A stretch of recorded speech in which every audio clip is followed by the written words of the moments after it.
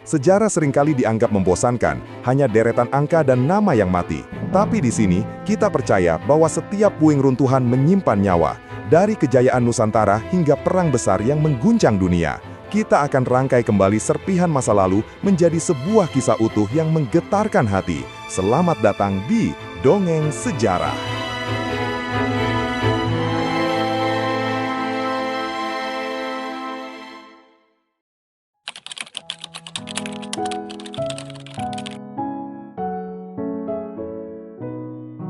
Tahun 1808, dunia sedang kacau balau. Di Eropa, Napoleon Bonaparte sedang gila-gilanya menaklukkan benua. Belanda sudah tidak ada. Negerinya dicaplok Perancis, rajanya lari ke Inggris. Hindia Belanda, atau yang sekarang kita sebut Indonesia, berada dalam bahaya besar. Inggris, musuh bebuyutan Perancis, sedang mengincar Jawa. VOC sudah bangkrut dan bubar karena korupsi. Pertahanan Jawa nyaris nol. Jika Inggris menyerang, Jawa akan jatuh dalam hitungan hari. Raja Louis Napoleon di Belanda butuh seseorang yang gila, seseorang yang tangan besi, seseorang yang tidak peduli pada aturan lama asalkan tugas selesai. Pilihan itu jatuh pada Herman Willem Daendels. Dia bukan pedagang seperti pejabat VOC dulu. Dia adalah tentara revolusioner. Dia pengagum revolusi Perancis. Semboyannya, liberté, égalité, fraternité. Kebebasan, persamaan, persaudaraan. Terdengar indah, bukan? Tapi begitu kakinya menginjak tanah Batavia pada Januari 1808, rakyat Jawa segera menyadari satu hal. Persaudaraan itu tidak berlaku untuk mereka. Daendels melihat masalah utama pertahanan Jawa, mobilitas. Bagaimana caranya memindahkan pasukan dari Batavia ke Surabaya jika Inggris mendarat? Lewat laut? Tidak mungkin. Laut dikuasai Inggris. Lewat darat? Hutan rimba butuh waktu berminggu-minggu. Maka keluarlah titah gila itu, sebuah jalan raya, lebar 7,5 meter, membentang dari ujung barat di Anyer sampai ujung timur di Panarukan. Jaraknya kurang lebih 1000 kilometer. Dan Daendels menginginkannya selesai secepat kilat, tanpa anggaran besar, tanpa mesin, hanya bermodalkan kekuasaan dan sistem kerja paksa yang kelak kita kenal sebagai Rodi. Bagaimana mungkin proyek 1000 kilometer diselesaikan dalam waktu 1 tahun di zaman itu? Benarkah Daendels seorang genosida atau dia sebenarnya membayar para pekerjanya namun dikorupsi oleh bupati lokal? Kita akan membedah setiap kilometernya. Dari Anyer, kita mulai perjalanan darah ini. Selamat datang di Dongeng Sejarah.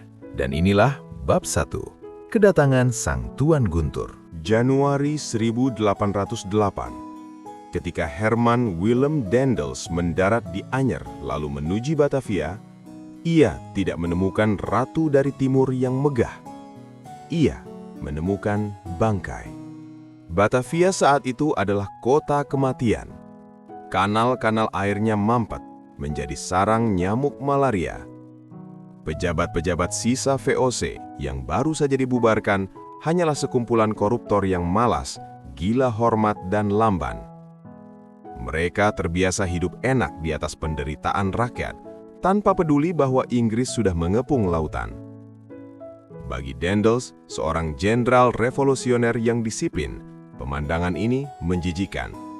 Daendels tidak membuang waktu. Ia datang membawa pedang reformasi.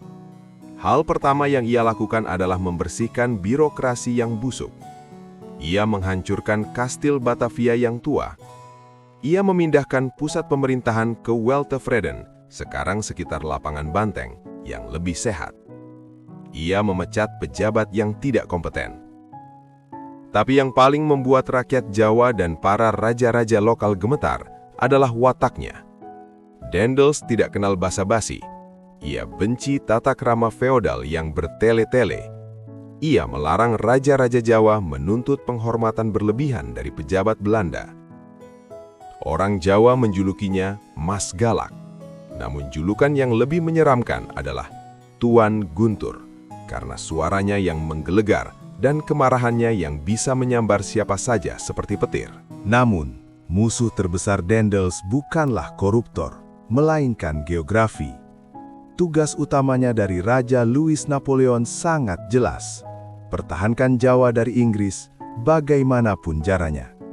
Tapi Daendels sadar, pertahanan Jawa rapuh. Armada Laut Inggris terlalu kuat. Laut Jawa praktis sudah dikuasai musuh. Satu-satunya cara mempertahankan pulau ini adalah dengan mengandalkan angkatan darat. Tapi bagaimana caranya memindahkan ribuan pasukan dari Batavia ke Semarang atau Surabaya jika Inggris menyerang? Saat itu, perjalanan dari Batavia ke Semarang butuh waktu hingga 2 minggu melewati jalan tikus yang becek. Di musim hujan, mustahil dilewati.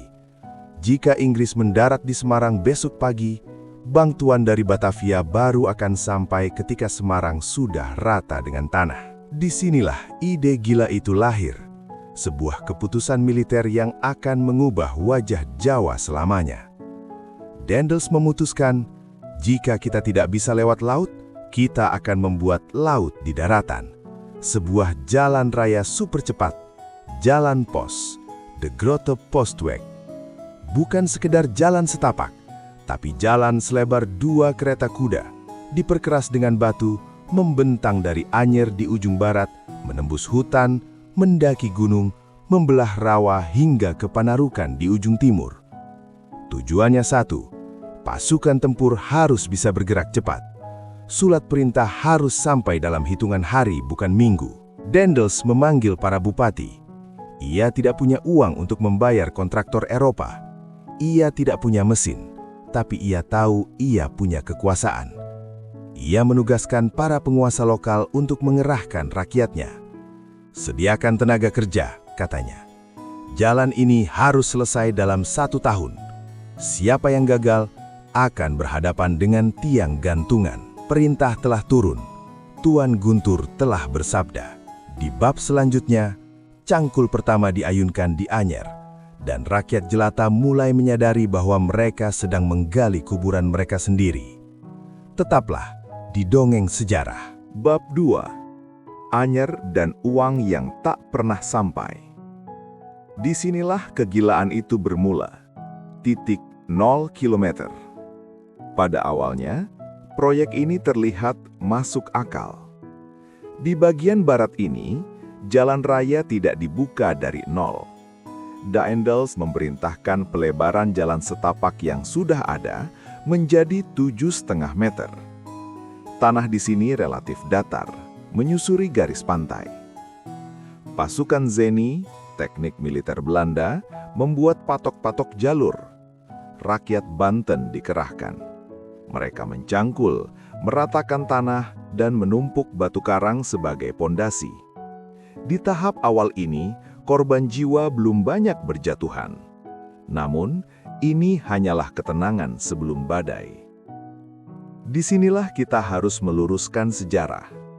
Narasi populer mengatakan Daendels mempekerjakan rakyat secara paksa tanpa bayaran, murni perbudakan atau rodi. Tapi arsip sejarah berkata lain. Catatan kolonial menunjukkan bahwa Daendels sebenarnya menggelontorkan dana fantastis. 30.000 ringgit perak disiapkan untuk upah dan makan pekerja di tahap awal. Daendels dengan gaya militer Eropanya sebenarnya merancang ini sebagai proyek berupah. Lantas, kenapa rakyat tetap mati kelaparan? Uang itu diberikan Daendels kepada para residen dan bupati lokal untuk didistribusikan. Tapi sayang, korupsi adalah penyakit tua di negeri ini. Uang yang seharusnya menjadi upah keringat rakyat menguap di tangan para penguasa lokal. Yang sampai ke tangan rakyat hanyalah cambukan mandor. Daendels mungkin kejam, tapi para raja kecillah yang memakan daging rakyatnya sendiri. Masalah nyata dimulai ketika jalur memasuki wilayah Om London, pinggiran Batavia, kini Tangerang dan Jakarta. Di sini, musuhnya bukan batu, tapi air. Wilayah ini adalah rawa-rawa luas yang ganas. Pekerja harus menimbun rawa dengan tanah dan batang pohon agar jalan tidak amblas. Mereka bekerja setengah badan terendam air keruh. Dan di air itulah, malaikat pencabut nyawa bersembunyi. Malaria, disentri, kolera. Tanpa obat kina yang saat itu belum umum, satu persatu pekerja tumbang. Tubuh mereka menggigil panas dingin, lalu mati dalam hitungan hari. Mayat-mayat seringkali dibiarkan di pinggir jalan baru atau dikubur seadanya di dalam timbunan jalan. Pondasi jalan ini, secara harfiah, bercampur dengan jasad mereka. Melihat progres yang melambat karena wabah penyakit, apakah Daendels memberi waktu istirahat? Tidak. Sang marsekal justru semakin beringas. Ia tidak peduli pada alasan sakit. Bagi dia, tentara Inggris lebih berbahaya daripada nyamuk. Ia mengancam akan memecat, bahkan menghukum mati para pejabat lokal jika target harian tidak terpenuhi. Tekanan dari Daendels turun ke bupati. Tekanan bupati turun ke mandor. Dan mandor menekan rakyat sampai titik darah penghabisan. Jalan raya mulai terbentuk menuju Buitenzorg, Bogor. Tapi tantangan terberat belum dimulai. Di depan sana, Gunung Megamendung sudah menunggu untuk menelan lebih banyak korban. Rawa Batavia telah ditaklukkan dengan nyawa. Kini, Daendels menatap ke selatan, ke pegunungan yang dingin dan terjal. Di bab 3, kita akan mendaki Megamendung, tempat di mana kuda-kuda terbaik pun mati kelelahan. Apalagi manusia. Jangan lupa subscribe Dongeng Sejarah. Sampai jumpa di episode berikutnya. Buitenzorg, Bogor. Hari ini kita mengenalnya sebagai tempat wisata, tempat melepas penat di akhir pekan. Nama Buitenzorg sendiri berarti tanpa kekhawatiran. Tapi di tahun 1808, bagi ribuan rakyat pribumi, wilayah ini adalah pusat dari segala kekhawatiran. Setelah menaklukkan Rawa Batavia, jalan raya pos harus menuju ke jantung pertahanan, Bandung. Tapi ada satu raksasa yang menghalangi jalan. Raksasa itu bernama Gunung Megamendung. Daendels bersikeras jalan harus melewati rute ini karena alasan strategis militer. Ia tidak peduli bahwa di depannya adalah hutan hujan tropis terlebat di Jawa, dengan tanjakan curam yang belum pernah dijamah manusia. Bayangkan tugas ini, membuka jalan selebar 7 meter, di ketinggian hampir 1.500 meter di atas permukaan laut, tanpa buldoser, tanpa dinamit. Di Megamendung, musuh utamanya adalah gravitasi. Tanjakannya begitu curam sehingga kuda pos tidak akan kuat menanjak. Lurus. Maka Insinyur Zeni Daendels merancang jalan yang berkelok-kelok, zigzag, memahat lereng gunung. Siapa yang memahatnya? Tangan manusia. Rakyat dari Bogor dan Cianjur dipaksa meratakan tebing cadas. Mereka memecah batu andesit yang keras hanya dengan linggis dan palu godam.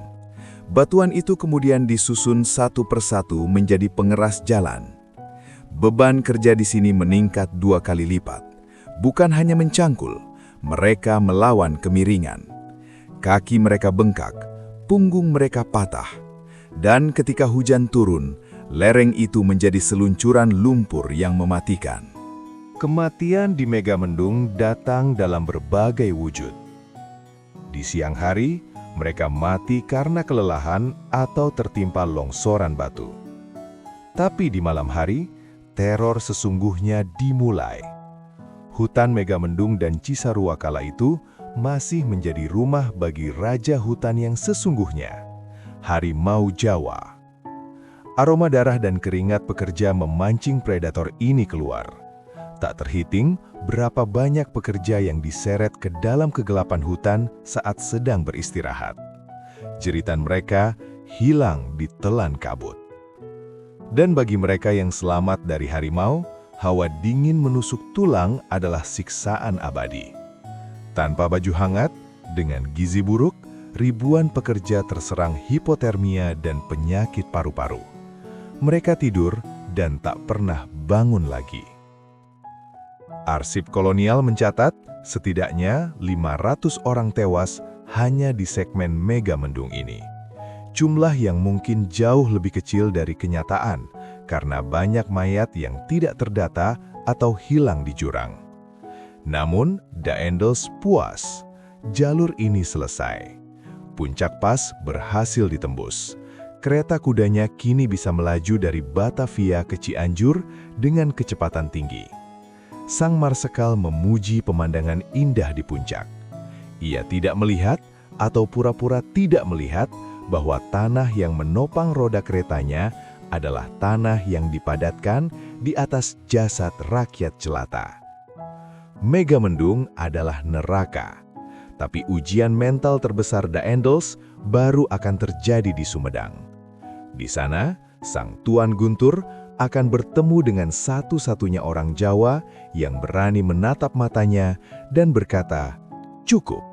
Kisah legendaris Pangeran Kornel melawan Daendels, bab 4, segera di Dongeng Sejarah.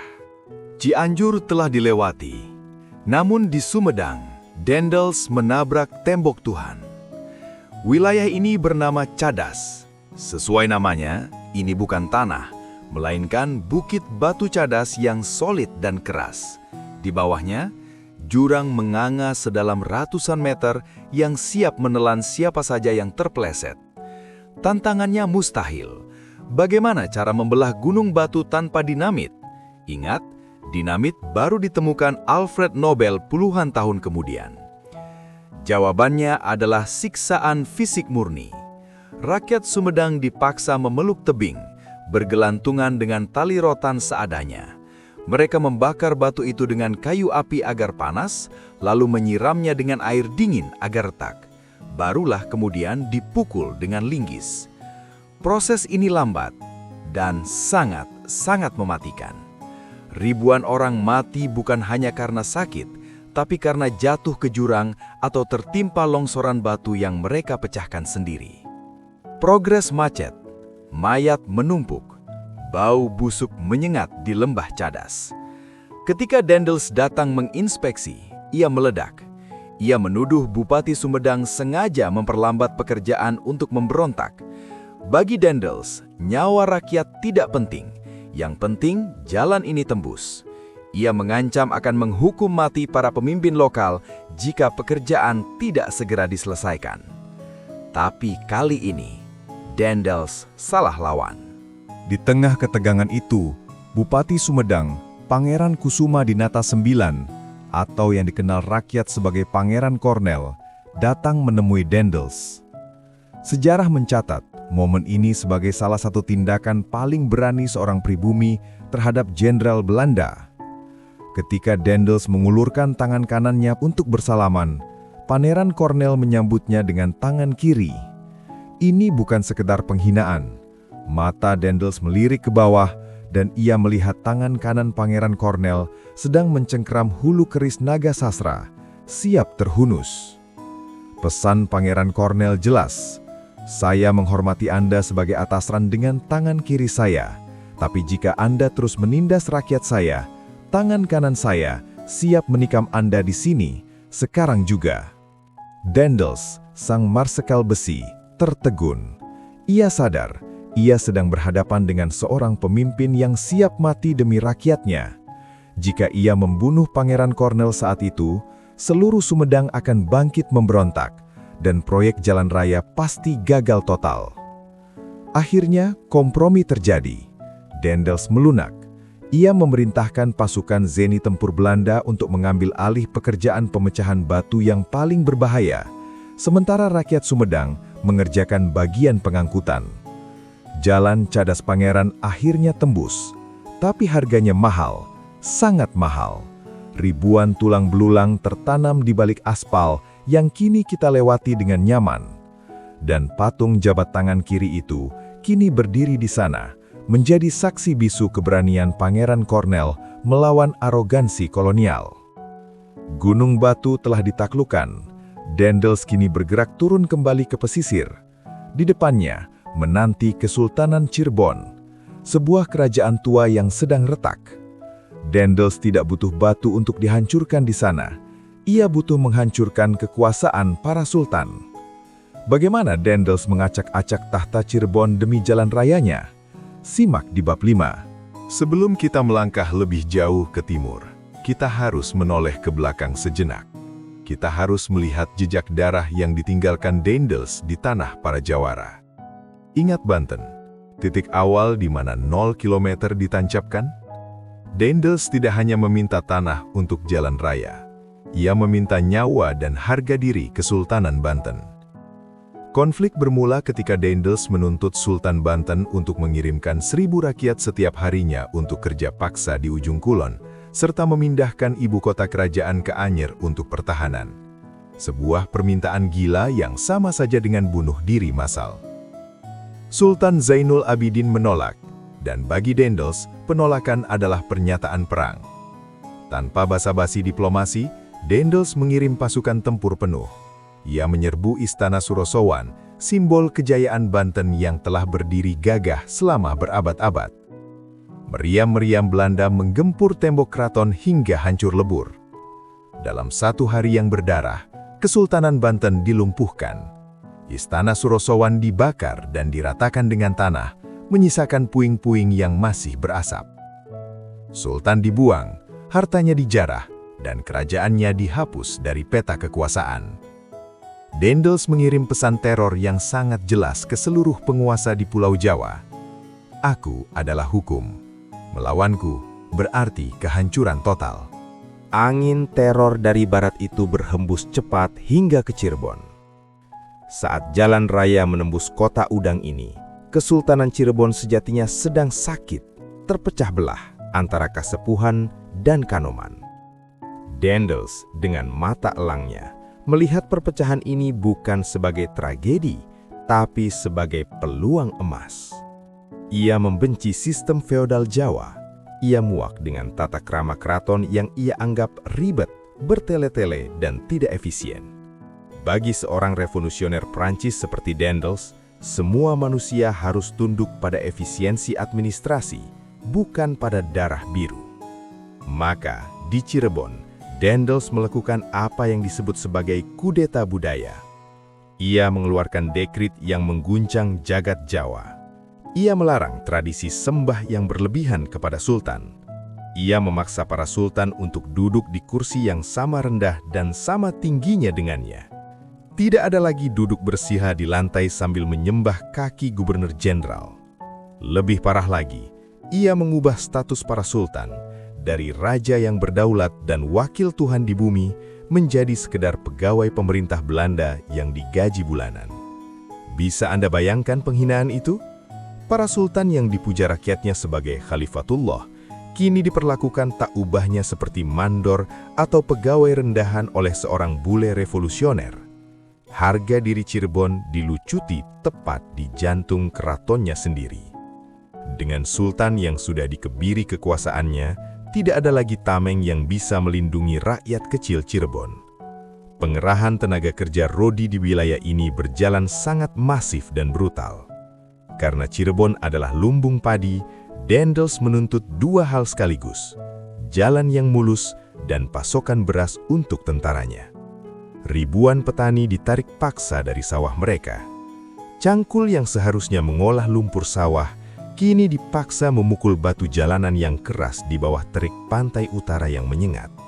Akibatnya fatal. Siklus pertanian terputus, sawah-sawah terbengkalai, mengering, dan mati.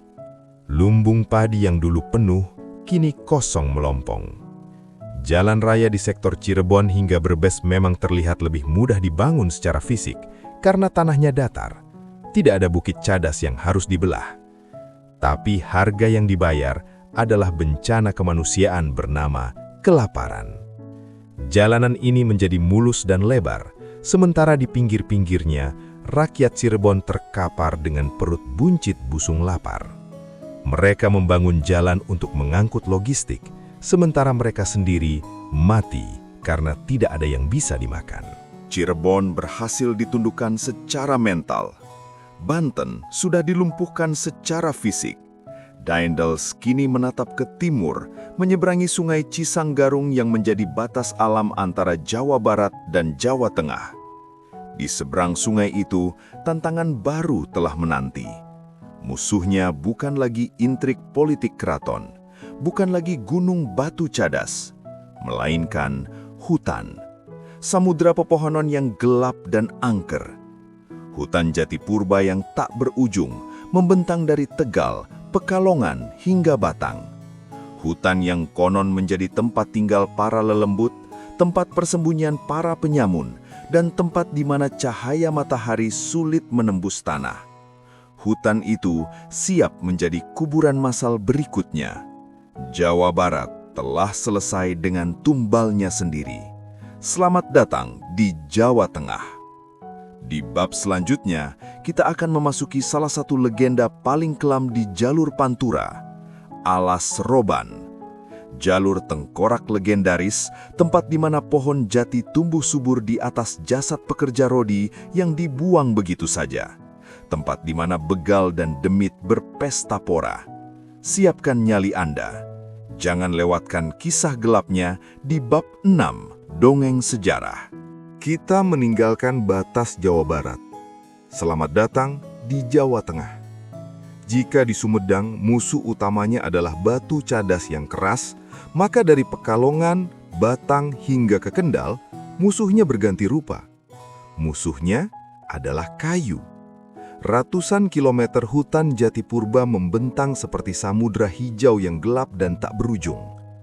Disinilah letak legenda kelam itu. Alas Roban. Sebuah nama yang bahkan sampai detik ini, ratusan tahun kemudian, masih membuat bulu kuduk merinding bagi para supir truk yang melintas di malam Jumat Kliwon. Namun, bayangkan, Alas Roban di tahun 1808. Saat itu tidak ada aspal mulus, tidak ada warung kopi pinggir jalan. Yang ada hanyalah hutan perawan yang begitu lebat hingga cahaya matahari pun gagal menyentuh tanah. Pohon-pohon jatinya bukan pohon sembarangan. Ini adalah raksasa-raksasa tua berusia ratusan tahun dengan diameter batang yang butuh pelukan 5 orang dewasa dan akar-akar yang menjalar liar seperti ular raksasa di permukaan tanah. Perintah Daendels turun dengan dingin dan sederhana. Babat hutan ini, buat jalan lurus tembus ke timur. Tapi pelaksanaannya di lapangan adalah mimpi buruk logistik dan kemanusiaan. Menebang pohon jati tua dengan peralatan modern saja sulit, apalagi dengan kapak besi tradisional dan tenaga manusia yang kurang gizi. Kayu jati Alas Roban terkenal sekeras besi. Mata kapak seringkali patah, tangan-tangan pekerja melepuh hingga bernanah. Namun cambuk mandor tidak membiarkan mereka berhenti. Satu pohon raksasa bisa memakan waktu berhari-hari untuk ditumbangkan, dan disinilah bahaya terbesar mengintai. Ketika pohon setinggi gedung bertingkat itu akhirnya tumbang, ia tidak jatuh dalam diam. Ia menjerit, mematahkan dahan-dahan di sekitarnya, dan seringkali jatuh ke arah yang salah. Tidak ada sirine peringatan, tidak ada helm pengaman. Seringkali puluhan pekerja yang berada di bawahnya tidak sempat lari. Tubuh-tubuh ringkih mereka remuk seketika, tertimpa bobot tonase kayu raksasa. Tragisnya, mereka yang tewas seringkali tidak dikuburkan dengan layak. Jasad mereka dimasukkan begitu saja ke dalam lubang bekas akar pohon itu dicabut, lalu ditimbun tanah untuk menjadi landasan jalan. Secara harfiah, hutan Alas Roban meminum darah mereka. Jika siang hari adalah neraka fisik, maka malam hari adalah teror mental. Alas Roban sejak zaman kerajaan Mataram kuno sudah dikenal sebagai daerah hitam. Ini adalah sarang penyamun, begal, dan sisa-sisa pemberontak yang menolak tunduk pada kekuasaan manapun. Mereka bersembunyi di kegelapan hutan yang pekat, menyergap pos-pos logistik Daendels, membakar barak, dan membunuh siapa saja yang lengah. Menghadapi ini, Daendels mengeluarkan sisi tergelapnya. Ia tidak menangkap para begal untuk diadili. Ia memburu mereka seperti binatang. Pasukan khusus dikerahkan, setiap begal yang tertangkap langsung dieksekusi di tempat. Dan untuk menebar ketakutan, Daendels memerintahkan agar mayat-mayat begal itu tidak dikubur. Mayat mereka digantung di dahan-dahan pohon jati di sepanjang jalan baru yang sedang dibangun. Bayangkan mengerikannya pemandangan itu bagi para pekerja rodi. Di kiri kanan jalan tergantung mayat-mayat yang membusuk menjadi santapan burung gagak. Hutan itu kini dihiasi buah kemerahan yang mengerikan, jasad manusia. Teror fisik itu diperparah dengan ketakutan purba akan hal gaib. Cerita-cerita mistis menyebar lebih cepat daripada wabah penyakit. Para pekerja percaya bahwa penunggu alas roban, banaspati, gendruwo, dan roh-roh hutan marah besar karena rumah mereka diacak-acak. Konon, banyak pekerja yang hilang secara misterius di malam hari. Mereka pergi buang air atau mencari kayu bakar dan tidak pernah kembali. Teman-temannya hanya menemukan obor yang tergeletak tanpa jejak pergumulan, seolah-olah mereka disembunyikan oleh hutan itu sendiri. Suara-suara gamelan gaib, tangisan wanita di tengah malam, hingga penampakan mata merah di balik semak-semak membuat mental para pekerja hancur perlahan. Mereka bekerja di antara batas kewarasan dan kegilaan. Namun, ketakutan akan hantu kalah oleh ketakutan akan Daendels. Setelah berbulan-bulan menebas hutan, melawan begal, dan menantang jemit, cahaya terang akhirnya terlihat di ujung terowongan hijau itu. Jalan raya akhirnya tembus ke Semarang. Semarang adalah milestone penting. Ini adalah jantung Jawa Tengah. Udara laut yang asin menggantikan aroma lembab hutan yang membusuk. Di sini, Daendels bisa sedikit bernafas lega. Setengah pulau Jawa telah terhubung dalam satu garis lurus. Tapi Daendels tahu, istirahat adalah kemewahan yang tidak ia miliki. Tugas belum selesai. Mata elangnya kini menatap tajam ke arah selatan Semarang. Di sana, di balik Gunung Merapi dan Merbabu, berdiam dua kekuatan raksasa yang masih memegang teguh tradisi leluhur. Kekuatan yang bisa menjadi duri dalam daging jika tidak segera ditundukkan. Yogyakarta dan Surakarta, Forstenlanden, tanah para raja. Hutan belantara telah ditaklukkan. Kini giliran keraton yang akan diguncang. Daendels akan segera berhadapan dengan lawan yang sepadan. Sultan Hamengkubuwono II, raja tua yang keras kepala, cerdas, dan sangat anti Belanda. Perseteruan dua ego besar ini akan memicu salah satu konflik politik paling panas dan penuh intrik dalam sejarah kolonial. Bagaimana Daendels menginjak-injak harga diri Raja Jawa? Simak intriknya di bab 7 Dongeng Sejarah.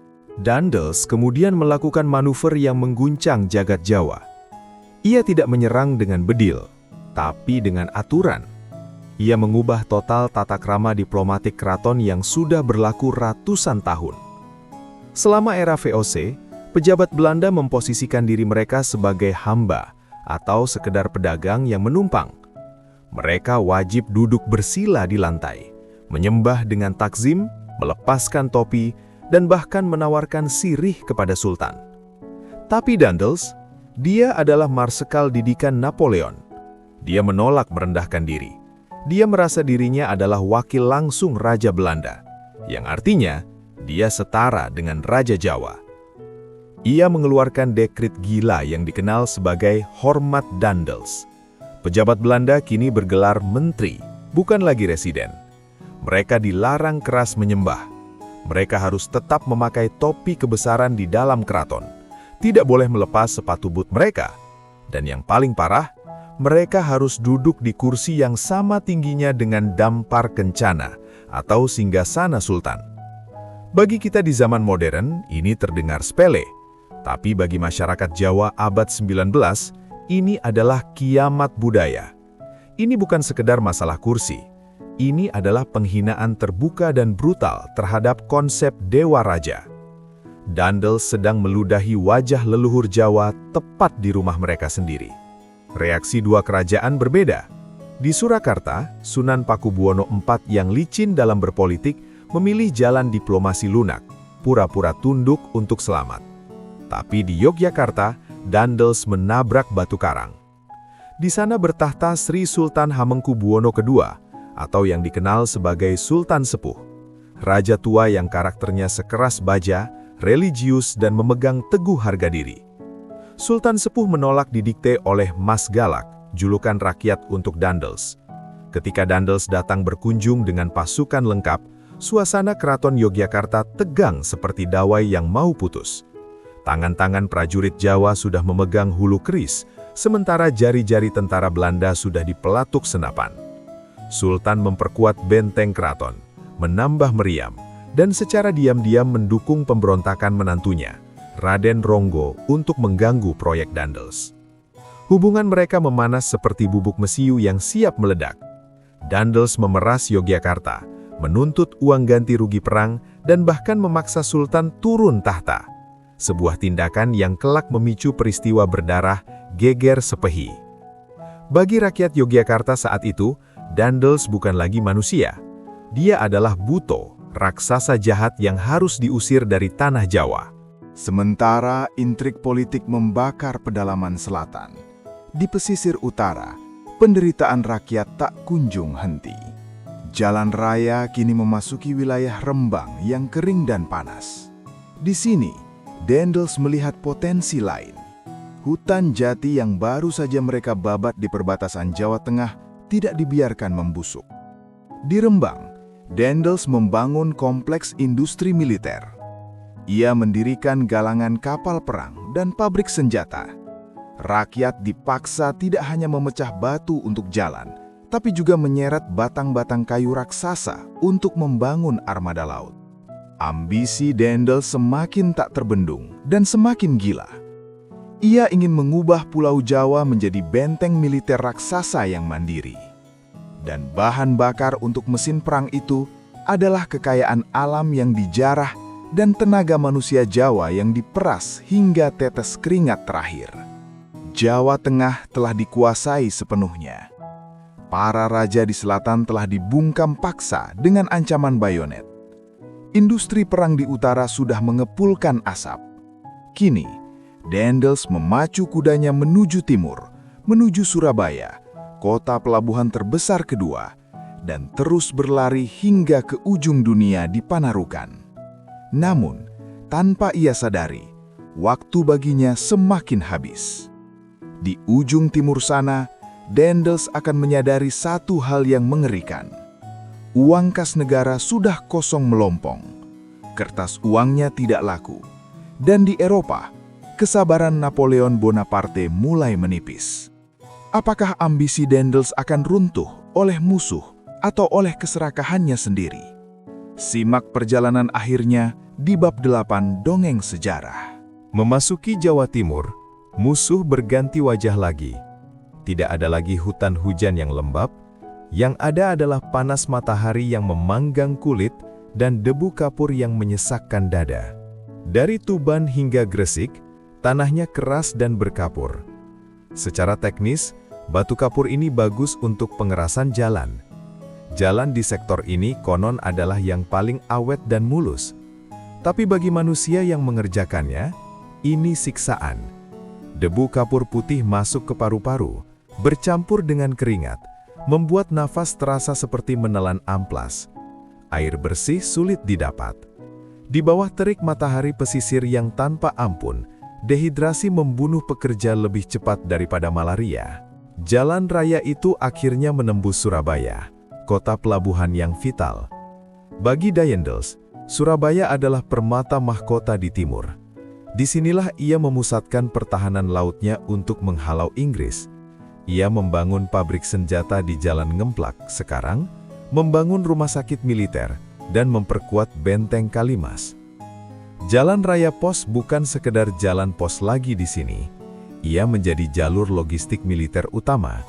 Surabaya disiapkan menjadi benteng terakhir jika Batavia jatuh. Ambisi Daendels mengubah kota dagang ini menjadi barak militer raksasa. Setelah Surabaya, jalanan menjadi sepi, sangat sepi. Pasuruan, Probolinggo, Jalan Raya Pos terus memanjang seperti ular yang tak kenal lelah. Di wilayah ini, Daendels menghadapi tantangan demografi. Penduduknya sedikit. Mencari tenaga kerja rodi di wilayah yang jarang penduduknya adalah mimpi buruk. Daendels memaksa penduduk desa yang tersisa untuk bekerja ganda. Mereka yang seharusnya bertani dipaksa menjadi kuli jalan. Akibatnya, kelaparan melanda desa-desa di sepanjang tapal kuda Jawa Timur ini. Dan akhirnya, kita sampai di ujung. Panarukan, sebuah kota pelabuhan kecil di Situbondo. Disinilah Daendels menancapkan patok terakhirnya. Angka keramat itu tercapai, kurang lebih 1000 kilometer. Banyak yang bertanya, kenapa berhenti di sini? Kenapa tidak diteruskan sampai Banyumungi, ujung paling timur Pulau Jawa? Jawabannya pragmatis. Di sebelah timur Panarukan terbentang hutan baluran yang ganas dan tak berpenghuni. Membelahnya butuh biaya dan nyawa yang tak sanggup lagi dibayar oleh Daendels. Selain itu, Panarukan saat itu dianggap cukup strategis untuk memantau pergerakan musuh di Selat Bali. Tahun 1809. Dalam waktu 1 tahun lebih sedikit, jalan mustahil itu selesai. Anyer sampai Panarukan terhubung. Daendels tersenyum puas, tapi ia tidak sadar bahwa di Eropa, musuh-musuh politiknya sedang menyiapkan pisau untuk menikam punggungnya. Proyek ambisius itu selesai, tapi karma bekerja dengan cepat. Kekejaman Daendels, korupsi yang ironisnya juga ia lakukan, dan arogansinya membuat Napoleon Bonaparte di Prancis gerah. Surat pemanggilan pulang telah dikirim. Sang Tuan Guntur akan segera jatuh. Bagaimana akhir tragis karir Daendels di Jawa? Dan siapa penggantinya yang kelak akan kalah dari Inggris? Bab 9. Kejatuhan Sang Marsekal dan Surat dari Paris. Tahun 1810, jalan raya pos telah tersambung. Benteng-benteng telah berdiri. Ribuan tentara pribumi telah dilatih. Secara militer, Daendels berhasil melakukan hal yang mustahil. Tapi, Jawa bangkrut. Biaya perang dan pembangunan jalan telah menguras habis kas negara. Kertas uang yang dicetak Daendels nilainya hancur. Inflasi menggila. Untuk membiayai ambisinya, Daendels melakukan blunder fatal. Ia mulai menjual tanah-tanah pemerintah atau partikuliere Landerijen kepada pihak swasta asing. Tanah di Probolinggo, Besuki, dan Panalukan dijual murah. Ironisnya, ada dugaan kuat bahwa pembelinya adalah kroni-kroninya sendiri. Sang pemberantas korupsi di awal masa jabatannya, kini mulai terlihat seperti koruptor yang ia benci. Di Jawa, Daendels semakin terisolasi. Kekejamannya membuat ia dibenci oleh semua orang. Raja-raja Jawa menunggu momen untuk menikamnya. Para pejabat Belanda membencinya karena arogansi militernya. Laporan-laporan negatif tentang despotisme atau kewenang-wenangan Daendels mulai mengalir deras ke meja kaisar di Prancis. Mereka melaporkan bahwa Daendels bertingkah seperti raja kecil di Jawa. Ia tidak lagi menghormati hukum, melainkan menjadi hukum itu sendiri. Sementara itu di Eropa, peta politik berubah drastis. Napoleon Bonaparte membubarkan kerajaan Belanda dan mencaploknya langsung ke dalam Kekaisaran Prancis. Otomatis, Jawa kini menjadi koloni Prancis seutuhnya. Napoleon, sang kaisar Eropa, tidak suka ada matahari kembar. Ia mendengar kabar tentang gaya otokratis Daendels. Bagi Napoleon, Daendels terlalu independen, terlalu berani, dan berpotensi menjadi ancaman jika dibiarkan berkuasa terlalu lama di timur. Selain itu, Napoleon butuh jenderal terbaiknya untuk perang besar yang sedang ia siapkan, invasi ke Rusia. Daendels dianggap lebih berguna di medan perang Eropa daripada mengurusi jalan becek di Jawa. Maka surat pemanggilan itu pun dikirim, bukan surat pujian, tapi surat pemberhentian. Mei 1811, setelah 3 tahun memerintah dengan tangan besi, Herman Willem Daendels angkat kaki dari Jawa. Ia pulang membawa serta bendera Prancis di hatinya, namun meninggalkan luka menganga di tanah Jawa. Ia meninggalkan ribuan kuburan di sepanjang 1000 km jalan raya. Ia meninggalkan ekonomi yang hancur dan dendam yang membara. Tongkat estafet diserahkan kepada penggantinya, Gubernur Jenderal Jan Willem Janssens, seorang politisi yang lemah yang mewarisi pulau yang sedang sekarat.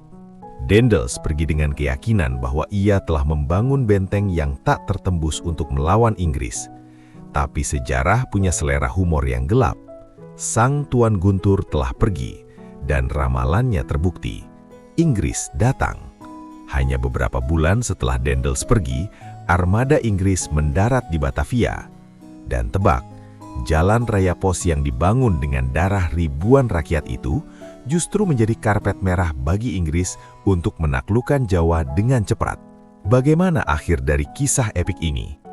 Apa warisan Daendels yang masih kita rasakan sampai detik ini? Simak bab terakhir, bab 10, Warisan Darah, hanya di Dongeng Sejarah.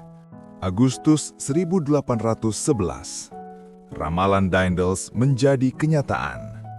60 kapal perang Inggris mendarat di Cilincing, Jakarta Utara. Gubernur Jenderal Janssens, pengganti Daendels, panik dan lari ke Semarang. Disinilah letak ironi terbesar dalam sejarah kolonial kita. Jalan raya pos yang dibangun Daendels selama setahun dengan mengorbankan ribuan nyawa rakyat untuk menghambat musuh, justru menjadi karpet merah bagi Inggris. Berkat jalan yang mulus dan lebar itu, pasukan Inggris di bawah pimpinan Thomas Stamford Raffles bisa mengejar pasukan Belanda dengan kecepatan luar biasa. Apa yang seharusnya menjadi perjalanan berminggu-minggu ditempuh Inggris dalam hitungan hari. Jawa jatuh ke tangan Inggris dalam sekejap mata. Daendels membangun jalan itu untuk mempertahankan Jawa, tapi jalan itulah yang mempercepat kekalahannya. Inggris hanya berkuasa sebentar, 1811 sampai 1816. Belanda kembali lagi, dan saat itulah mereka menyadari potensi emas dari warisan Daendels. Jalan raya pos mengubah segalanya. Hutan belantara Jawa berubah menjadi perkebunan raksasa. Kopi dari Priangan, tebu dari Pasuruan, jati dari Rembang, semua bisa diangkut ke pelabuhan dengan cepat. Jalan ini menjadi arteri utama kultur stelsel atau tanam paksa. Kekayaan Belanda yang membangun kota Amsterdam dan bendungan-bendungan megah di Eropa mengalir melalui aspal jalan raya pos ini. Bagi Belanda, jalan ini adalah tambang emas. Bagi rakyat Jawa, jalan ini memperpanjang masa perbudakan ekonomi mereka selama 100 tahun lagi. 2 abad telah berlalu, The Grote Postweg kini kita kenal sebagai jalur Pantura. Setiap tahun, jutaan roda melintas di atasnya, mengantar logistik, mengantar rindu para pemudik, menggerakkan roda ekonomi bangsa Indonesia. Tanpa jalan ini, Jawa dan mungkin Indonesia tidak akan semaju hari ini. Daendels, si Tuan Guntur, mungkin seorang monster, tapi tak bisa dipungkiri. Ia mewariskan tulang punggung yang menopang tubuh bangsa ini. Di ujung kisah ini, mari kita lupakan sejenak Herman Willem Daendels. Lupakan Napoleon Bonaparte. Lupakan strategi perang Inggris. Sejarah seringkali tidak adil. Tinta emas selalu habis dipakai untuk menulis nama para jenderal dan raja. Tapi tinta merah, tinta darah, itu milik rakyat jelata. Mari kita tundukkan kepala untuk mereka yang terlupakan. Untuk bapak-bapak yang pamit pergi bekerja, namun tak pernah lagi mengetuk pintu rumahnya di Demak. Untuk para pemuda yang tulang belulangnya membeku di dinginnya hutan Megamendung. Untuk mereka yang jasadnya menjadi adukan semen dan pondasi batu di Cadas Paneran. Mereka tidak punya nisan. Nama mereka tidak terukir di buku sejarah sekolah kita. Tidak ada patung perunggu yang dibangun untuk menghormati mereka di alun-alun kota. Tapi sadarkah Anda, monumen mereka ada di bawah kaki kita. Jalan Raya Pos, jalur Pantura, bukan sekedar aspal hitam yang bisu. Ini adalah kuburan massal terpanjang di Nusantara. Setiap kilometernya dibayar dengan 12 nyawa leluhur kita. Jadi, setiap kali roda kendaraan Anda berputar di atas jalur ini, setiap kali Anda melintas untuk pulang ke kampung halaman, ingatlah satu hal. Kenyamanan perjalanan kita hari ini ditebus lunas oleh penderitaan mereka di masa lalu. Anda sedang melintas di atas keringat, darah, dan doa-doa terakhir mereka yang dipaksa membangun masa depan bangsa ini. Terima kasih, wahai jiwa-jiwa tanpa nama. Istirahatlah dengan tenang. Tugas kalian sudah selesai. Sampai jumpa di cerita sejarah yang epik berikutnya. Tetaplah merawat ingatan. Ini Dongeng Sejarah.